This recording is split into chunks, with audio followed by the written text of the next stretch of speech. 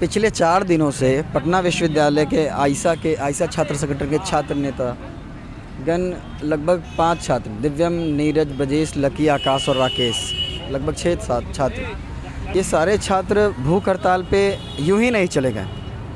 एक लंबा डिस्कोर्स चला है इनका। सरकार से इनकी निरंतर रूप से मांग रही थी, विश्वविद्यालय प्रशासन से मांग रही थी कि जो मार्किंग पैटर्न है बिहार बोर्ड का और सीबीएसई का, वो काफ़ी डिफरेंट है और एक कल्चरल हिस्ट्री भी है इसका, किस कल्चर से चल रहा है ये।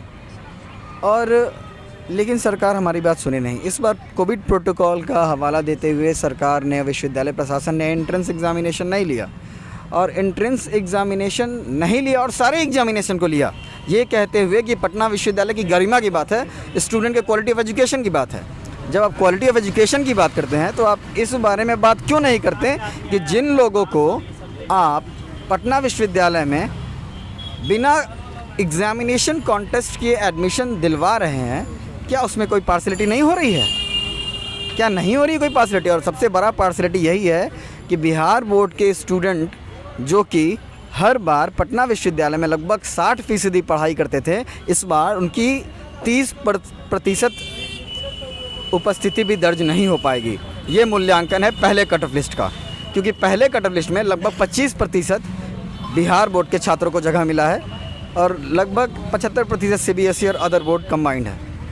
तो हमारा बस यही मांग है कि बिहार बोर्ड के छात्रों को पटना विश्वविद्यालय में लगभग 50% सीटें रिज़र्व की जाए।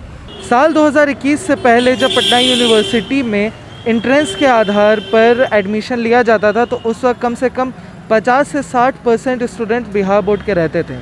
लेकिन इस साल जब 12th के मार्क्स के आधार पर कट ऑफ निकाला गया है तो ऐसे में बिहार बोर्ड की संख्या सिर्फ 20% तक आकर रह गई है। 3 कट ऑफ लिस्ट निकल चुके हैं और इसमें बिहार बोर्ड के स्टूडेंट्स की संख्या काफ़ी कम रही है। इस साल ऐसा है कि कट ऑफ मेरिट लिस्ट जा रहा है और हम लोग का मार्क्स है 72-73% और इस बार का जो फर्स्ट कट ऑफ लिस्ट गया है वो 90 से अबव है। और हमको ऐसा नहीं लगता है कि बिहार बोर्ड में कोई स्टूडेंट ऐसा हो जिसका अभी फ़िलहाल 90% आया होगा, या 90% वाले लोग अभी होंगे भी तो बहुत कम इस पे होंगे। आपको कौन सा सब्जेक्ट पढ़ना था पटना यूनिवर्सिटी? हमको पटना यूनिवर्सिटी में इकोनॉमिक्स ऑनर्स पढ़ना और था। इकोनॉमिक्स ऑनर्स में कितना इस बार कट ऑफ? 90.8% गया इस बार बिहार बोर्ड से भी, किसी बोर्ड से मतलब 90.8% वाले लोग का एडमिशन अभी हो रहा है। तो बिहार बोर्ड से ऐसे कितने स्टूडेंट होंगे जिनका 90.8%? अगर आप मेरे कांटेक्ट में बोलिए तो मेरे कांटेक्ट में तो कोई इस तरह का नहीं है जिसका 90+ होगा। बहुत मुश्किल से भी होगा तो 75-76 इस तरह से होगा, क्योंकि मेरे कांटेक्ट में कोई इस तरह से नहीं है। बिहार बोर्ड में एवरेज मार्किंग कितनी होती है? कितना नंबर आता है बिहार बोर्ड में? अगर आप एक अच्छे स्टूडेंट हैं और अगर ईमानदारी से एग्जाम दे तो एवरेज मार्किंग आपका 75-80% होता है, अगर बहुत अच्छे स्टूडेंट है तो। यदि फर्स्ट काउंसलिंग में हमारे बिहार बोर्ड के बच्चे 34-35% हैं, ये कहीं से डिस्क्रिपेंसी नहीं है किसी बच्चे को। और जो सीबीएसई बोर्ड के बच्चे हैं वो भी बिहार के ही बच्चे हैं, हमारे बिहार के ही बच्चे पढ़ रहे हैं। तो किसी भी बोर्ड को हम अलग अलग तराजू पे रख के नहीं तौल सकते। सारे बोर्ड एक समान हैं, सारे बोर्ड का स्टैंडर्ड एक है, माना जाता है पूरे हिंदुस्तान में। हमारे बिहार बोर्ड के बच्चे भी अपना मार्कशीट लेके दिल्ली यूनिवर्सिटी में जाते हैं, एडमिशन होता है। वहाँ तो ऐसा नहीं है कि सीबीएसई का अलग करते हैं और स्टेट बोर्ड का अलग से करते हैं, ऐसा नहीं है। जब मार्क्स बेसिस की जब बात आती है तो आज के दौर में जो हमारा जो सोसाइटी है उसमें बच्चे स्टेट बोर्ड में भी पढ़ते हैं, सीबीएसई में भी पढ़ते हैं। तो ये एक मार्किंग का जो इवैल्यूएशन स्कीम है उसमें बड़ा गैप देखा गया है जो प्रैक्टिस में है। स्टेट बोर्ड के जो बच्चे होते हैं उनको काफ़ी कम नंबर आते हैं रिस्पेक्ट टू सीबीएसई के स्टूडेंट के। और भी कई ऐसी समस्याएं हैं, जैसे कि सीबीएसई के बच्चों को का जो इस बार जो मार्क्स दिया गया है वो मॉड्यूलेशन ऑफ मार्क्स के हिसाब से दिया गया है। पुराने जो नंबर्स हैं उनके उसको कैलकुलेट करके कुछ उनका पैरामीटर्स है उसके आधार पे दिया गया। वही दूसरी तरफ स्टेट बोर्ड सीबीएसई के जो बिहार बोर्ड के जो बच्चे हैं उनको जो नंबर दिए गए हैं वो उनके एग्ज़ाम्स के थ्रू दिए गए हैं। तो यहाँ पे भी एक गैप है, दोनों के एक एग्ज़ाम से आता है, एक बिना एग्ज़ाम का आ रहा है। तो इसमें और दूसरा समस्या क्या है कि मार्क्स का जो इवैल्यूएशन का जो पैटर्न है सेंट्रल बोर्ड और स्टेट बोर्ड का, इसमें भारी गैप है।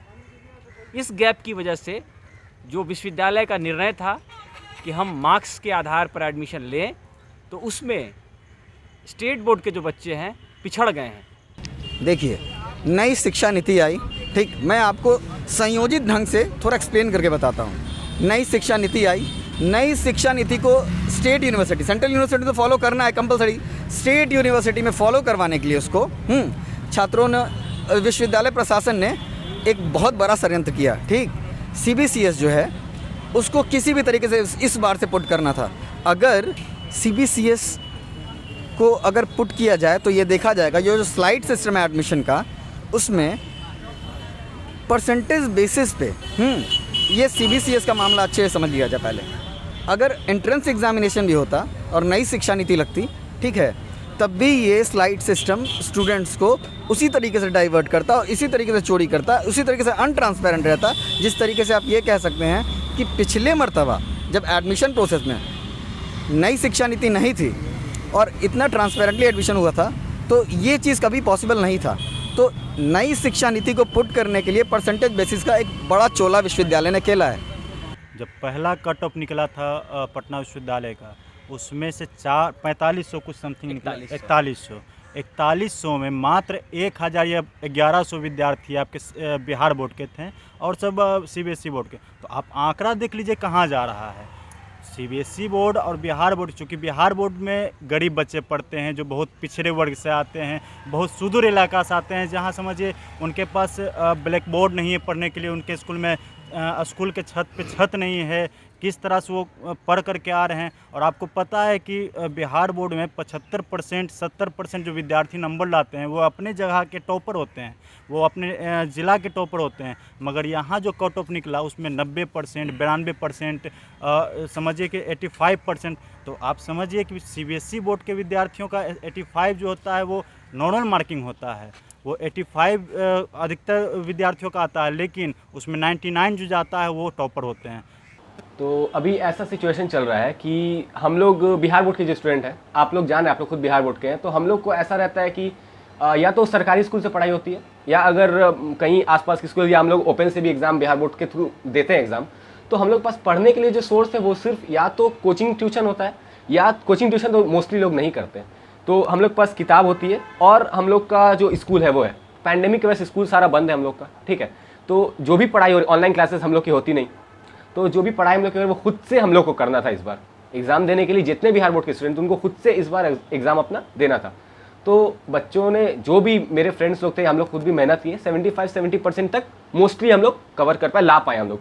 अब अगर कंपेयर कीजिएगा CBSE स्टूडेंट वाले लोग का, तो उन लोग के साथ सबसे पहला है कि उन लोग की फ़ीस का जो स्ट्रक्चर वो बहुत उन लोग का हाई है। जो उसको अफोर्ड कर पाते हैं जो स्टूडेंट, वो अच्छी फ़ीस देते हैं, उनके पास मोबाइल है, उनके पास लैपटॉप है, उनका सबसे पहला बात है ऑनलाइन क्लासेस में अच्छे अच्छे टीचर उन लोगों को टीच कर रहे हैं, एग्ज़ाम देने के लिए प्रिपेयर कर रहे थे। और उस लेवल पे प्रिपरेशन के बाद भी उन लोगों का उस तरह का मतलब मार्क्स और एक तो हाई दिया गया है, उस लेवल का एग्जाम भी नहीं हुआ जिस लेवल का प्रिपरेशन हम लोग करवाया गया था। हम लोग कोई प्रिपरेशन नहीं कर रहा, हम लोग तो घर में बैठ के पढ़ाई कर चुके थे। जो घर से मार्क्स हम लोग को आया है घर पे बैठ के, उस पर एडमिशन तो हो नहीं रहा है। CBSE वाले लैपटॉप है उनके पास पढ़ने के लिए, उनके घर वाले अच्छे फीस दे सकते हैं, अच्छी स्कूल है, स्कूल के नाम पे मार्क्स उठता है। जितना CBSE वाले स्टूडेंट है वो स्कूल के नाम पे मार्क्स उठाते हैं। तो उन लोग का कुल मिला के इस तरह से है कि उन लोग के घर से भी सपोर्ट मिल रहा है, उन लोग को पैसे से सपोर्ट मिल रहा है, उन लोग का बोर्ड भी उन लोग को सपोर्ट कर रहा है। हम लोग के साथ ना घर से सपोर्ट है, ना पैसे सपोर्ट है, ना हम लोग ऑनलाइन क्लास कर पा रहे हैं, और फिर अब यूनिवर्सिटी भी हम लोग के तरफ से, तो हम लोग भी छट गए यूनिवर्सिटी से। इस तरह का बात प्रॉब्लम बहुत ज़्यादा आ रहा है, तो बहुत स्टूडेंट है जो परेशान है इस तरह से। इट इज़ कम्प्लीटली ट्रांसपेरेंट, कहीं भी मैनुअल खेल नहीं हो रहा है, कोई भी मैनुअली उसको नहीं ऑपरेट कर रहा है। एक सॉफ्टवेयर तैयार किया गया है, पूरा उसमें सारे रिजर्वेशन के सिस्टम को डाल दिया गया है, सारे चीज़ सेट हैं। बच्चे अपना कैटेगरी भर रहे हैं, अपना मार्क्स भर रहे हैं, सिर्फ बच्चे का नाम, बच्चे का मार्क्स और बच्चे की कैटेगरी को उसमें फीड कर दिया जाता है।